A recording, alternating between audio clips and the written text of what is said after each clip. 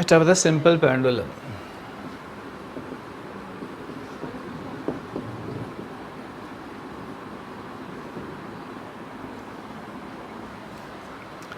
हम simple harmonic motion को देख रहे हैं। सिंपल हार्मोनिक मोशन में पहली एग्जांपल पढ़ी थी स्प्रिंग मास सिस्टम की। ये दूसरी एग्जांपल है अबाउट सिंपल पेंडुलम। किसी वेटलेस थ्रेड के साथ एक हैवी मेटालिक बॉब को बांध दिया जाए तो ये एक सिंपल पेंडुलम बन जाता है। ये इसका एम्पलीट्यूड है, लेंथ है,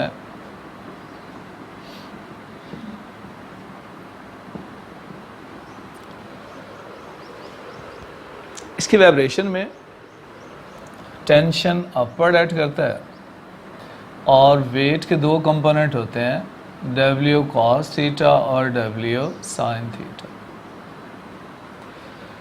टेंशन के साथ कौन सा कंपोनेंट बैलेंस होता है? W cos theta. ठीक है, ये एंगल है थीटा। एक क्वेश्चन आता है कि टेंशन की वैल्यू किस पोजीशन पर मैक्सिमम होती है, किस एंगल पर, मतलब एक्सट्रीम पर मैक्सिमम है या मीन पर। Tension is maximum at mean और एक्सट्रीम। यह हर जगह सेम होती है क्योंकि इसका डिपेंड cos थीटा पर है। टेंशन किसकी इक्वल है? W cos theta.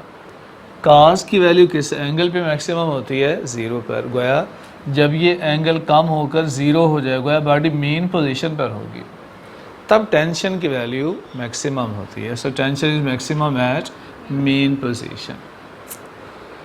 क्योंकि टेंशन क्या होती है? बुनियादी तौर पर ये वेट का रिएक्शन होती है और यहाँ पे वेट वर्टिकली डाउनवर्ड है। यहाँ तो उसके डिफरेंट कंपोनेंट है, W cos और W sin। So when theta is 0 और at the mean position, tension is maximum. दूसरा कंपोनेंट वेट का W sin थीटा, ये बॉडी को मीन पे लाता है, क्या बन जाता है? Restoring force. तो ये एज ए रिस्टोरिंग फोर्स काम करता है। M is equal to minus m g sine theta. Acceleration होता है minus g sine theta. Sine theta की वैल्यू x ओवर l होती है। इस g बाई एल को ओमेगा स्क्वायर कहते हैं। So minus omega square l। Omega क्या होता है? एंगुलर फ्रीक्वेंसी, एंगुलर वेलोसिटी, या ओमेगा की value under root g by l. Time period का फार्मूला 2 पाई ओवर ओमेगा होता है, 2 पाई एल ओवर जी। फ्रीक्वेंसी इसका रेसिप्रोकल होती है g ओवर एल। तो ये दो फार्मूले इंपॉर्टेंट हैं, टाइम पीरियड और फ्रीक्वेंसी के। दोनों का डिपेंड किस चीज़ पर है? दोनों का डिपेंड लेंथ पर या g की वैल्यू पर। तो जहाँ g सेम है हमारी अर्थ सरफेस पे, हम g को कांस्टेंट लेते हैं, तब सारा डिपेंड किस पे होगा? लेंथ पे। लेकिन जहाँ g में वेरिएशन होती है वहाँ भी टाइम पीरियड में चेंज आती है। तो इससे मुतल्लिक़ खासे क्वेश्चन आते हैं, लेंथ को बढ़ा दें, कम कर दें, 4 गुना कम कर दें, 8 गुना कर दें, तो टाइम पीरियड पे क्या फ़र्क पड़ेगा। इसी तरह g की वैल्यू को चेंज किया जाए, कम कर दें, ज़्यादा कर दें, तो टाइम पीरियड में क्या चेंज आती है? फ्रीक्वेंसी में चेंज उसके उलट होती है।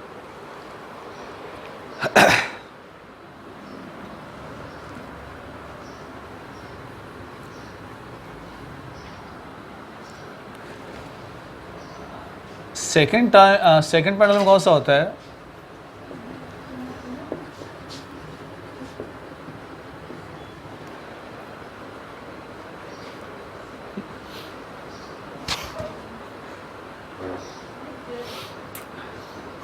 सेकेंड पेंडुलम ऐसा पेंडुलम है जिसका टाइम पीरियड कितना होता है? 2 सेकेंड। ठीक है, सेकेंड पेंडुलम का टाइम पीरियड 2 सेकेंड होता है और फ्रीक्वेंसी 1/2.5 हर्ट्ज होती है।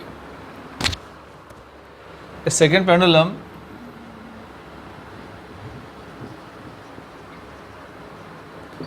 is taken to moon। Second pendulum को चांद पे ले गए। what should be length?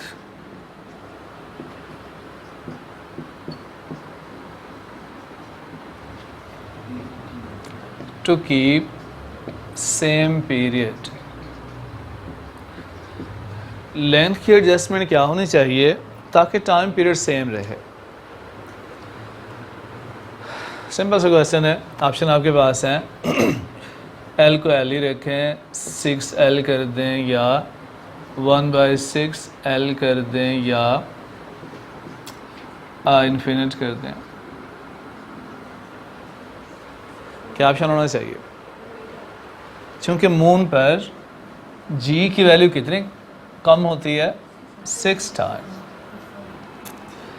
Time period का इक्वेशन है 2πL/c। मून पर जाकर जी की वैल्यू 6 गुना कम हो जाती है। चूँकि जी की वैल्यू 6 गुना कम हो गई, अगर आप चाहते हैं कि टाइम पीरियड सेम हो तो लेंथ को भी क्या करना पड़ेगा? 1/6 करना पड़ेगा, क्योंकि जी की वैल्यू 1/6 चेंज हो चुकी है। 1/6 कैंसिल हो जाएगा, टाइम पीरियड रिमेन सेम, तो आपको 1/6L करनी पड़ेगी लेंथ, ताकि ये वहाँ भी क्या रहे? सेकंड पेंडुलम ही रहे। सेकंड पेंडुलम जिसका टाइम पीरियड 2 सेकंड फिक्स होता है।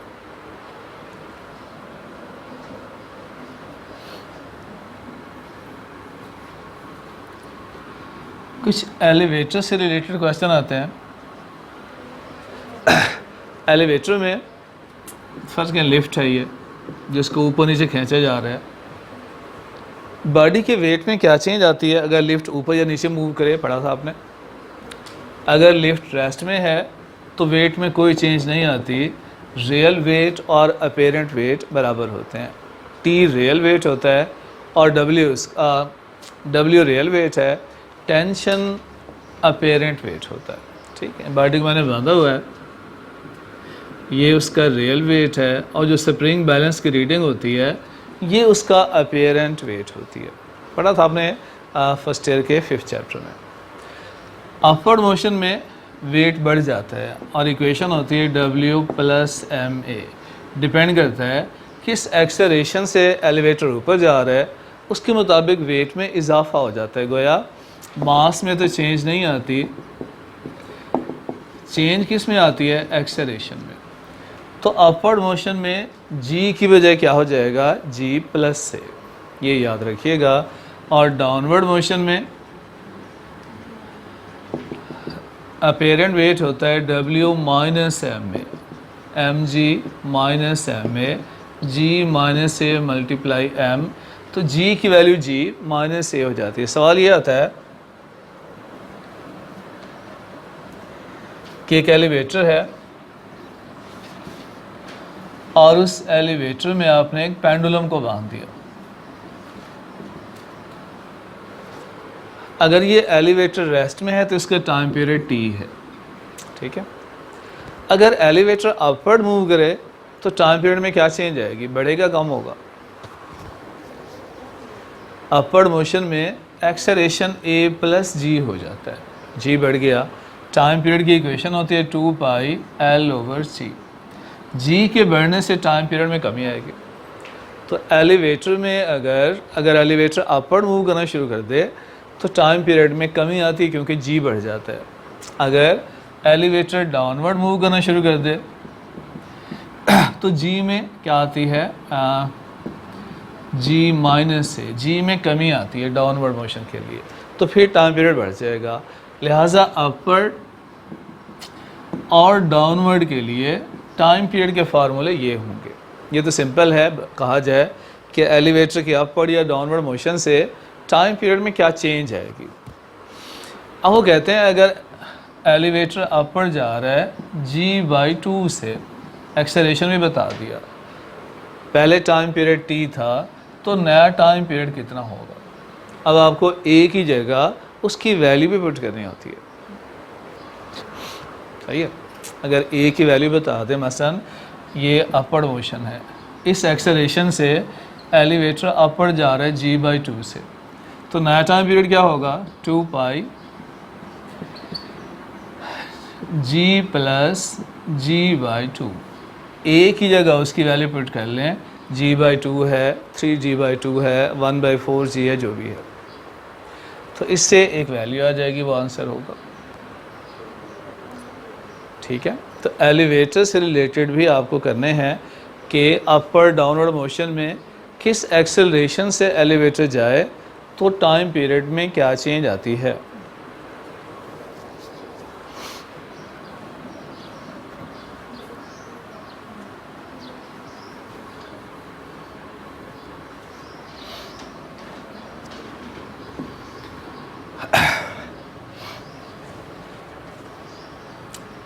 एक सवाल आता है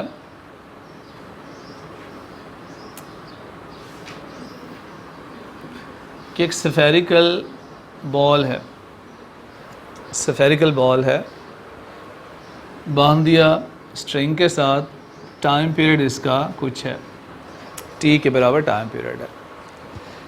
इस हालो बॉल में पानी भर दिया, ठीक है, अब भी टाइम पीरियड कितना है, टी ही है। सवाल समझिएगा, a hollow spherical ball is filled with water, इस हालो स्फेरिकल बॉल को पानी से भर दिया, चाहे खाली हो या भरा हुआ टाइम पीरियड सेम रहते, because time period does not depend on mass of the Bob. Bob के मास पे डिपेंड नहीं होता, चाहे हल्का बॉब है या हैवी बॉब है, टाइम पीरियड रिमेन सेम। अब क्या किया, उसमें एक लीक पैदा हो गया, उस स्फेरिकल बॉब में एक लीक पैदा हो गया, सुराख बन गया, और पानी ने यहाँ से निकलना शुरू कर दिया, हत्ता कि कुछ देर बाद सारा पानी खाली हो गया। बताना ये है इस दौरान टाइम पीरियड में क्या चेंज आई, क्या बढ़ेगा, कम होगा या सेम रहेगा जब पानी लीक कर रहा है, और जब सारा पानी निकल गया तो टाइम पीरियड क्या होगा ये भी बताना है। कुछ आइडिया है? जो पेंडुलम हम लेते हैं, ये बॉब है, इसकी लेंथ कहाँ से ली जाती है? जो लेंथ ऑफ पेंडुलम लेते हैं, ये धागे की लंबाई प्लस रेडियस ऑफ बॉब तक होती है। जो टोटल लेंथ ली जाती है L प्लस R है, लेंथ ऑफ थ्रेड, धागे की लंबाई प्लस रेडियस ऑफ बॉब, मतलब जहाँ सेंटर ऑफ ग्रेविटी है उस बॉब की, वहाँ से लंबाई ली जाती है धागे तक। ठीक है, उस बॉब की सेंटर ऑफ ग्रेविटी से लेकर। अब जब ये खाली है, सेंटर ऑफ ग्रेविटी यहाँ पर है, तो लेंथ ये है। पानी से भर दिया तो भी सेंटर ऑफ ग्रेविटी यहीं पे रही, अब भी टाइम पीरियड सेम है। लेकिन जब पानी निकलना शुरू हो गया, पानी का लेवल कम होना शुरू हो गया, इसका सेंटर ऑफ मास अब नीचे जाना शुरू कर देगा, वज़न नीचे को जाना शुरू कर रहा है, इसका centre of mass, centre of gravity अब नीचे को जा रही है। हमने डिस्टेंस लेना होता है सेंटर ऑफ ग्रेविटी से, अब वो पॉइंट नीचे को जा रहा है, गोया अब लेंथ में ऐसा ऐसा इजाफा होता जा रहा है। लेंथ के इजाफे से 2 पाई L/g, लेंथ में इजाफे से टाइम पीरियड बढ़ना शुरू हो जाएगा। जब सारा पानी गिर गया, सेंटर ऑफ ग्रेविटी वापस उसी पहले पॉइंट पे आ गई, तो टाइम पीरियड फिर कम होकर पहले वाली पोजीशन पे आ गया। गोया फर्स्ट इंक्रीज करेगा देन डिक्रीज करेगा। जब पानी लीक हो रहा है, सेंटर ऑफ ग्रेविटी नीचे को जा रही है, लेंथ बढ़ती जा रही है, तो टाइम पीरियड बढ़ता जा रहा है। जब सारा पानी गिर गया, पानी अपने पहले सेंटर ऑफ ग्रेविटी अपने पहले वाली पोजीशन पे आ गई, लेंथ कम हो गई, तो वो फिर कम होकर अपनी पहले वाली वैल्यू पे आ जाती है। So first increase then decrease, ये ऑप्शन होता है। समझ आई? इसको यूं समझ लें,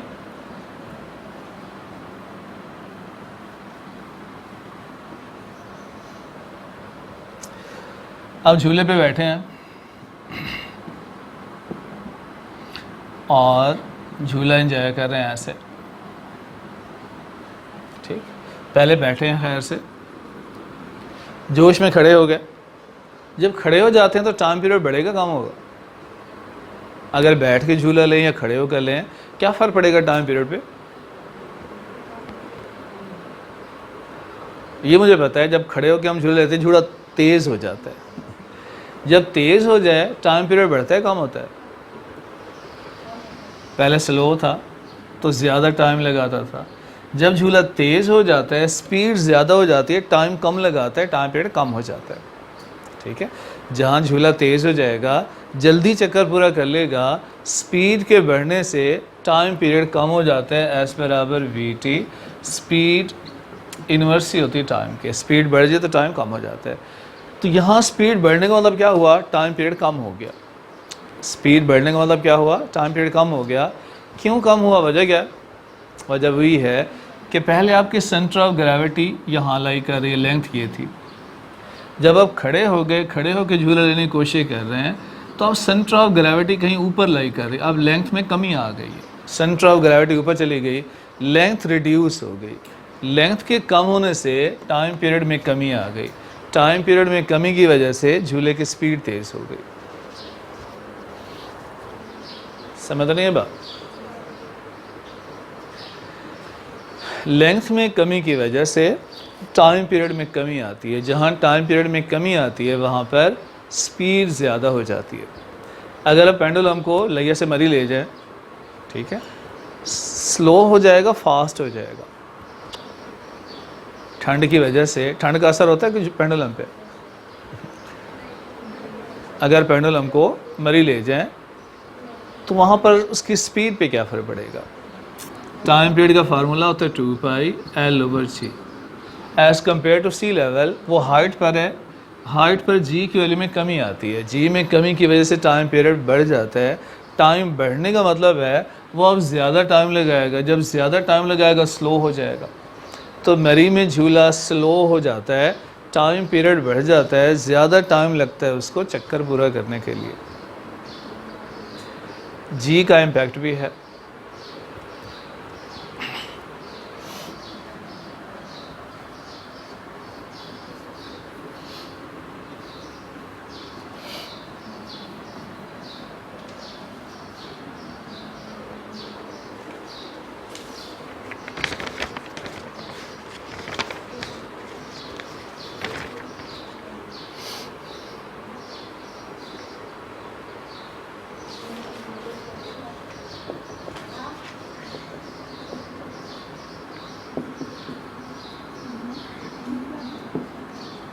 For simple pendulum,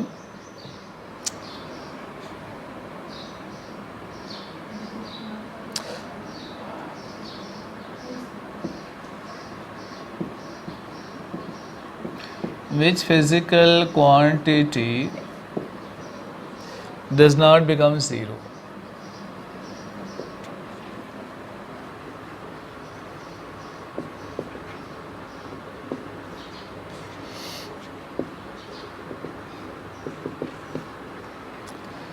वेट है, एक्सेलरेशन है,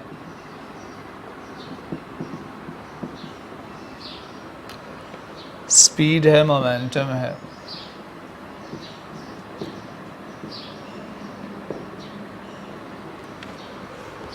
पेंडुलम में कौन सी क्वांटिटी नॉन ज़ीरो रहती है, कभी ज़ीरो नहीं होती? एक्सेलरेशन ज़ीरो हो जाता है क्योंकि -ω²x, जहाँ डिस्प्लेसमेंट ज़ीरो वहाँ एक्सेलरेशन भी ज़ीरो। एक्सट्रीम पर जाकर बॉडी रुक जाती है, स्पीड भी ज़ीरो, स्पीड ज़ीरो, मोमेंटम भी ज़ीरो हो गया। लेकिन वेट किसी पॉइंट पर ज़ीरो नहीं होता, it will remain non zero at every point.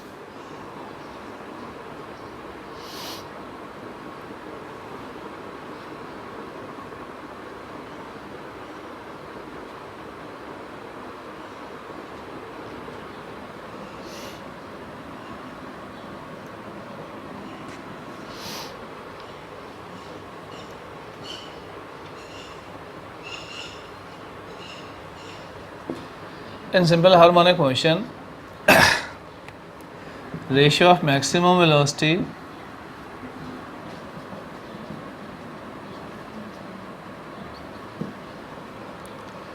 to amplitude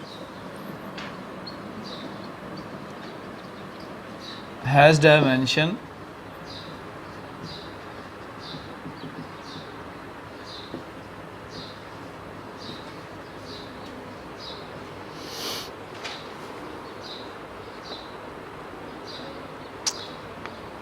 decay constant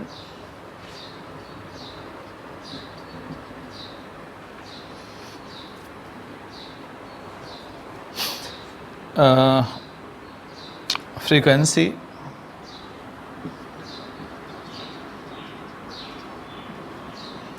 angular velocity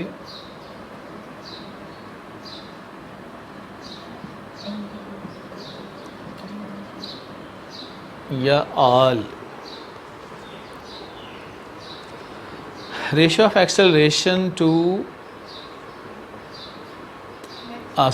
ratio of velocity to amplitude. velocity थी x naught omega maximum speed का फार्मूला पढ़ा था x naught omega speed to amplitude omega होती है और omega की dimension same है decay constant का भी यही होती है फ्रीक्वेंसी की भी यही है एंगुलर फ्रीक्वेंसी की भी यही होती है तो आल का ऑप्शन सही होगा।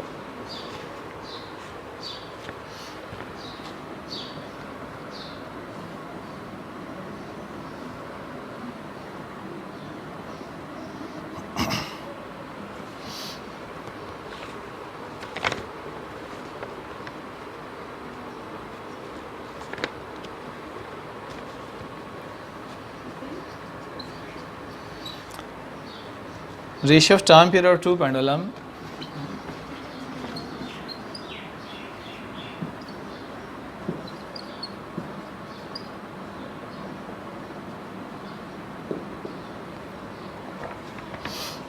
One ratio two. दो पेंडुलम के टाइम पीरियड की रेशियो 1:2 है। Ratio of their length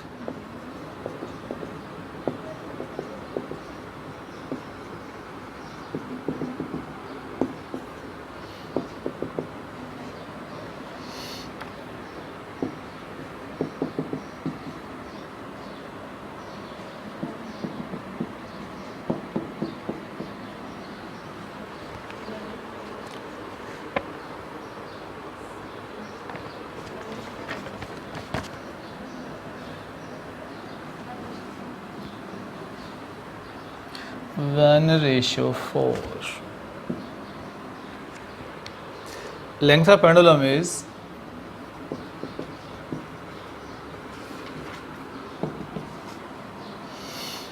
32 feet.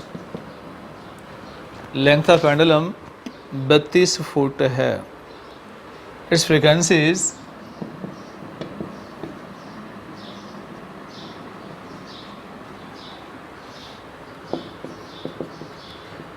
1/2 pi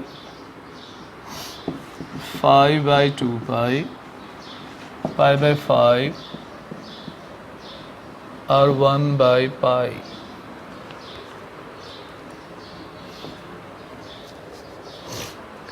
length किसमें गिवन है? फुट में। बताना है फ्रीक्वेंसी में क्या ताल्लुक होगा।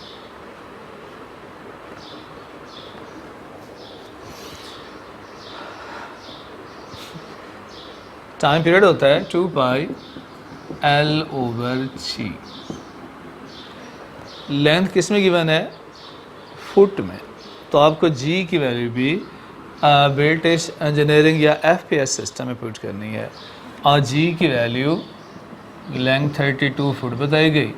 G की वैल्यू कितने फीट पर सेकंड स्क्वायर होती है? 32 फीट पर सेकंड स्क्वायर होती है। G की वैल्यूज़ 9.8 होती है MKS सिस्टम में, SI यूनिट में 980 होती है CGS सिस्टम में, 32 होती है FPS सिस्टम में। तो चूँकि फिट गिवन है यहाँ पर, लिहाजा आप फिट पर सेकंड स्क्वायर में पुट करेंगे तो ये टाइम पीरियड है। फ्रीक्वेंसी क्या हो जाएगी? 1/2 पाई।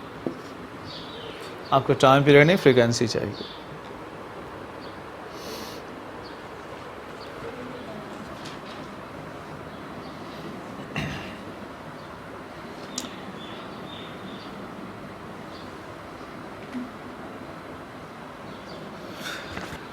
एक असूल याद रखिए, जब टाइम पीरियड 2 सेकंड होता है लेंथ तकरीबन 1 मीटर है, ठीक है।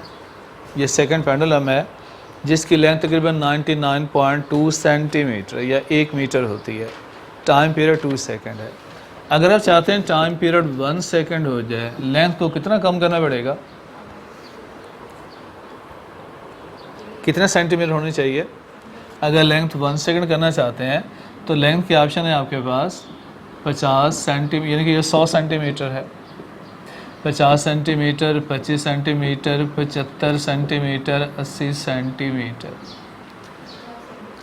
4 गुना लेंथ कम हो जाती है। तो अगर ये 100 सेंटीमीटर है तो 25 सेंटीमीटर। तो जब टाइम पीरियड हाफ करते हैं, लेंथ पहले से 1/4 करनी पड़ती है।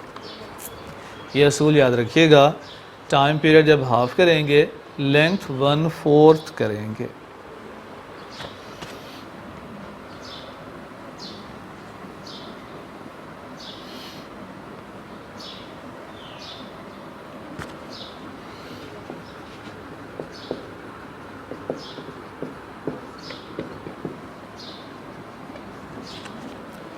Conservation of energy.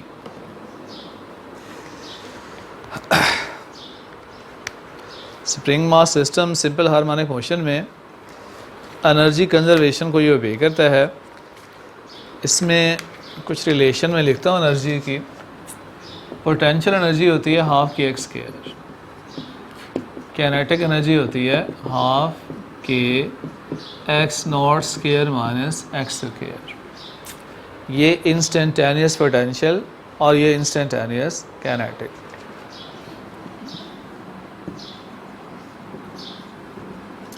ये मीन है और ये एक्सट्रीम है। मीन पर डिस्प्लेसमेंट 0 होता है, एक्सट्रीम पर डिस्प्लेसमेंट x नॉट होता है। पोटेंशियल मीन पर मैक्सिमम होती है एट मीन, x की वैल्यू 0 पुट कर लें, पोटेंशियल मैक्सिमम हो जाती है हाफ के एक्स नॉट स्क्वायर और कैनेटिक 0 हो जाती है। मेन पोजीशन पर पोटेंशियल मैक्सिमम x की जगह x नॉट पुट कर लें, जब यहाँ x की जगह x नॉट पुट करेंगे तो सब 0 हो जाएगा। At extreme x is equal to x naught, उल्टा तो नहीं लिख दिया, उल्टा लिख दिया। एट मीन पोटेंशियल 0 होती है, मिनिमम है, x को 0 पुट कर लें, और कैनेटिक मैक्सिमम होती है हाफ के एक्स नॉट स्क्वायर, क्योंकि कैनेटिक का डिपेंड वेलोसिटी पर होता है। वेलोसिटी मीन पर मैक्सिमम, कैनेटिक मीन पर मैक्सिमम, जबकि एक्सट्रीम पर पोटेंशियल की वैल्यू मैक्सिमम होती है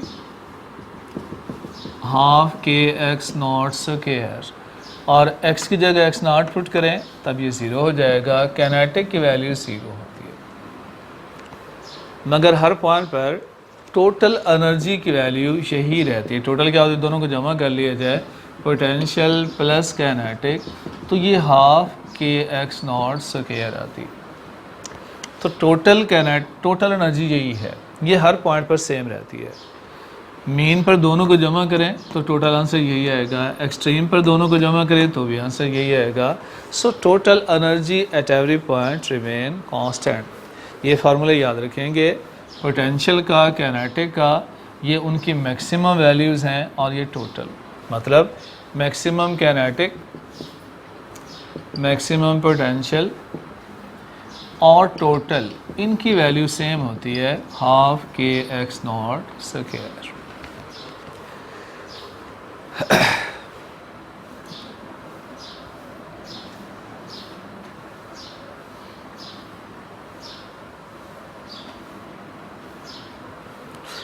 सवाल ये है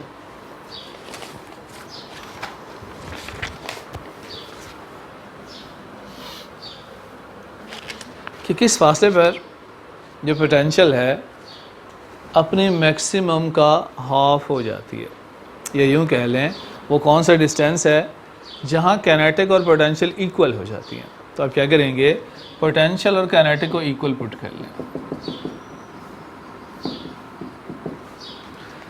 पहले हम डिस्टेंस वो मालूम कर रहे हैं जहाँ कैनेटिक और पोटेंशियल की वैल्यू सेम होती है।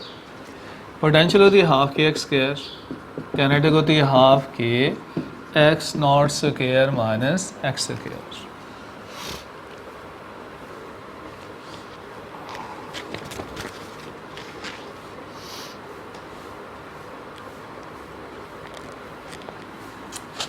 हाफ के से हाफ के कैंसिल कर दिया, x square is equal to x naught square minus x square.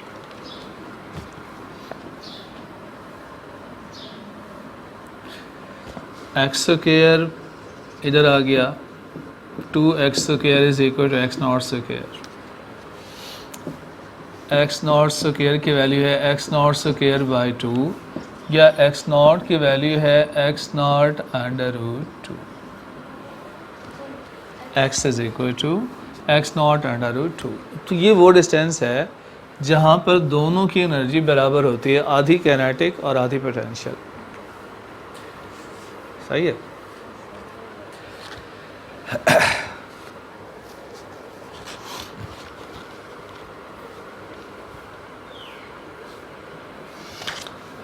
एक बात याद रखिए, कहीं पे अगर पोटेंशियल की वैल्यू 75% है तो कैनेटिक कितनी बन जाएगी, 25%।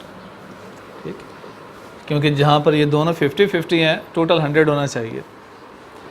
और जहाँ पर पोटेंशियल की वैल्यू कितनी है, 30% है, तो कैनेटिक कितनी होगी, 70%।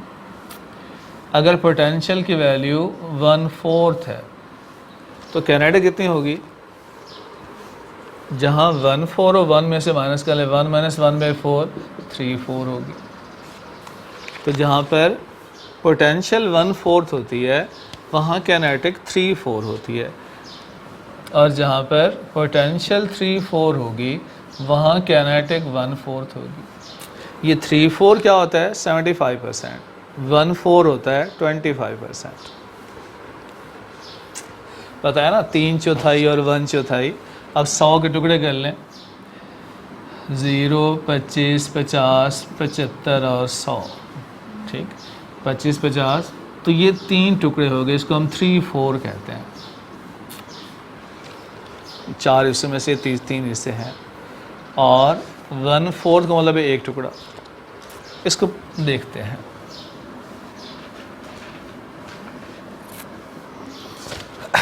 At what distance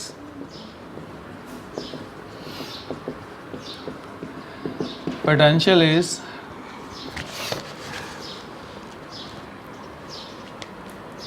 75% of its maximum। किस फासले पर पोटेंशियल अपनी मैक्सिमम का 75% है। इक्वेशन लिख दें, potential is equal to 75% of maximum potential. Potential जब मैक्सिमम का 75% हो जाए, पोटेंशियल की वैल्यू होती है हाफ के एक्स स्क्वायर। 75% मतलब 75/100 ऑफ मैक्सिमम हाफ के एक्स नॉट स्क्वायर। हाफ के से हाफ के कैंसिल कर दें, x square is equal to, ये कितना होता है, 3/4। ये वही 3/4 है, 3/4 ऑफ एक्स नॉट स्क्वायर, या एक्स की वैल्यू होती है √3/2 ऑफ एक्स नॉट। तो इस फासले पर पोटेंशियल मैक्सिमम का 1/4 होगी। ठीक है। अब इंटरेस्ट के लिए देखते हैं, 75 में से बाकी बचा कितना, 25%। एट व्हाट डिस्टेंस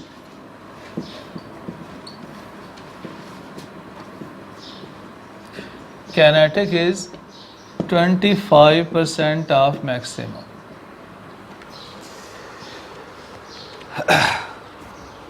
वो भी इतना ही होना चाहिए, क्योंकि जहाँ 75% पोटेंशियल है तो 25 क्या होना चाहिए, कैनेटिक।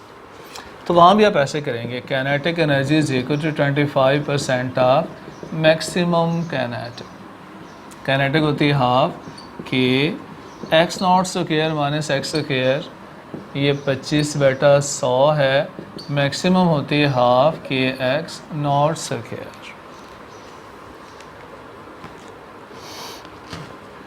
हाफ के से हाफ के कैंसिल कर दें,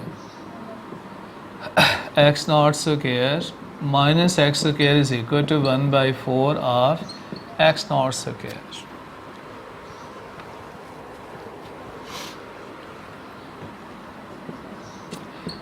x square is equal to x naught square plus 1/4 x naught square.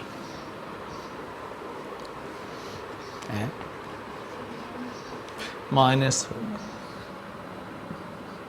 ये इधर आकर माइनस हो गया, वो उधर जाके प्लस हो गया। So it is 4/3 3/4 3/4 of x not. तो x की वैल्यू वही बन गई √3/2 एक्स नॉट। तो इसी फासले पर जहाँ पोटेंशियल 75% है वहाँ कैनेटिक 25% है। ये पॉइंट तो समझ नहीं आया? तो दोनों की टोटल दोनों का 100% होना चाहिए, ठीक है। जहाँ एक 25 है वहाँ दूसरा 75 होगा। रेजोनेंस का पता है क्या होती है?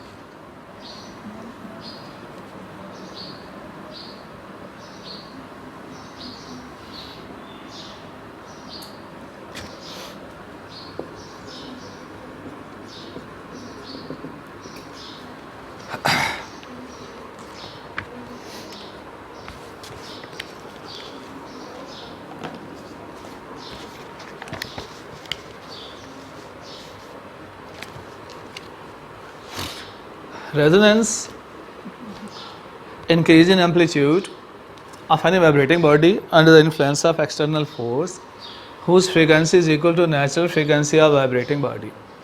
जब किसी भी दो वाइब्रेटिंग बॉडी की फ्रीक्वेंसी मैच करती है तो एम्पलीट्यूड ऑफ वाइब्रेशन बढ़ जाता है। मसलन ये स्विंग है, झूला है,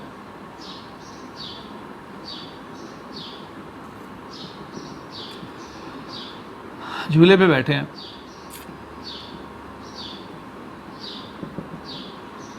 और यहाँ एक धक्का देने वाला खड़ा होता है, ठीक, एक धक्का देने वाला बंदा खड़ा होता है।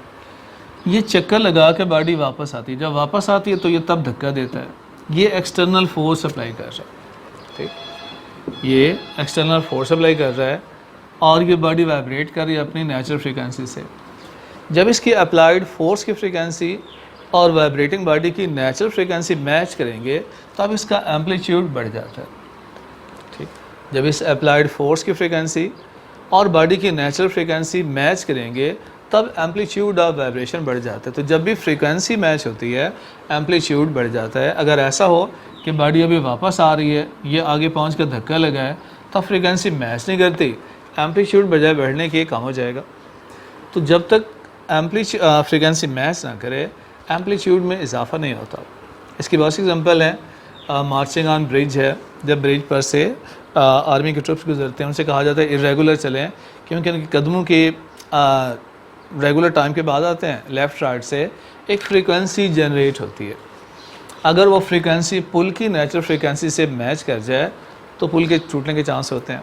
माइक्रोवेव ओवन है जिसमें 12 सेंटीमीटर या 2450 मेगाहर्ट्ज़ फ्रीक्वेंसी की माइक्रोवेव निकलती हैं। ये फूड पार्टिकल की फ्रीक्वेंसी से मैच करती हैं, तो इससे खाना गर्म होता है। उनकी फ्रीक्वेंसी बाय रेजोनेंस उनकी हीट मिल जाती है फूड पार्टिकल को। तो इलेक्ट्रिकल रेजोनेंस भी होती है, मैकेनिकल भी। किसी झूले की एम्पलीट्यूड का, पेंडुलम की एम्पलीट्यूड का फोर्स लगा के एम्पलीट्यूड को बढ़ाना, ये मैकेनिकल रेजोनेंस है।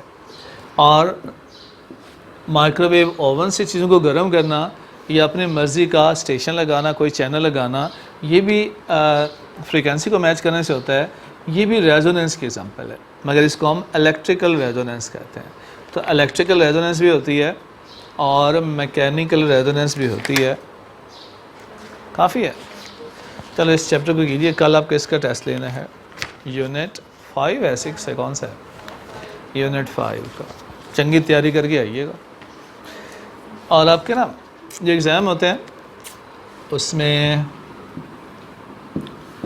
फ़िज़िक्स का बता रहा हूँ 25 to 30% आपकी बुक की statement, different units, short question, numericals, book से इतने होते हैं, लगभग 30% तक। बाकी 70% ये अनसीन कंसेप्चुअल होते हैं, न्यूमेरिकल की शक्ल में या वैसे कंसेप्चुअल क्वेश्चंस होते हैं। तो आप बुक को भी रीड कीजिएगा, उसके शॉर्ट क्वेश्चन न्यूमेरिकल कीजिएगा, एग्जांपल किया करें, और उसकी वर्डिंग भी कहीं कहीं कुछ अच्छे अच्छे अल्फाज होते हैं, बुक की भी कोई लाइन आ सकती है, उसको भी देखिएगा।